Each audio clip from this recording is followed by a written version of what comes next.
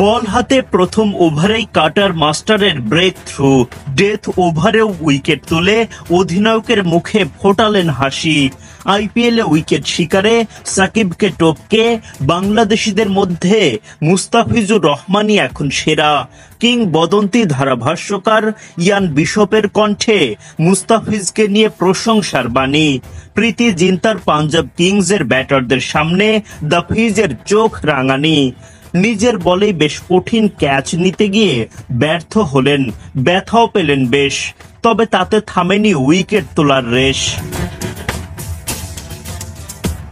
শনিবার আইপিএলে পাঞ্জাব কিংসের মুখোমুখি হয় মুস্তাফিজুর রহমানদের দিল্লি ক্যাপিটালস। টস জিতে আগে বোলিংয়ের সিদ্ধান্ত নেন দিল্লির অধিনায়ক ফাফ ডু প্লেসিস। বল হাতে কঠিন চ্যালেঞ্জ নিয়ে হাজির কাটার মাস্টার।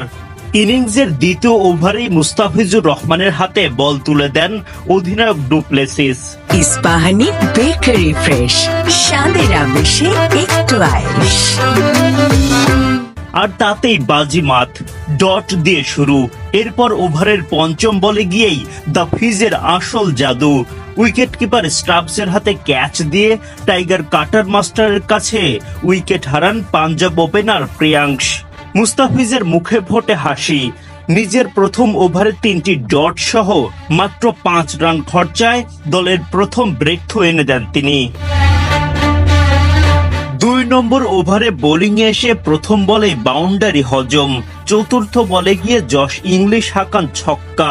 ওভারের শেষ বলে গিয়ে তাকে আউট করার সুযোগও পেয়ে যান, কিন্তু ফিরতি ক্যাচটা বেশ কঠিন হওয়াতে হাত ফসকে যায়। এই সময় হাতে বেশ আঘাতও পান মুস্তাফিজ। এই ওভারে একটা ডট দিয়ে খরচ করেন 14 রান। ডেথ ওভারে গিয়ে ফের বোলিংয়ে আনা হয় মুস্তাফিজকে। 16তম ওভারের চতুর্থ বলে তোলেন শশাঙ্ক সিং এর উইকেট। উইকেট শিকারের এই ওভারে 2 ডট দিয়ে খরচ করেন মাত্র 4 রান। ইনিংসের 20তম ওভারে নিজের শেষ ওভারের বোলিং করতে এসে আরো একটা উইকেট তোলেন মুস্তাফিজ। এই ওভারে খরচ করেন 10 রান।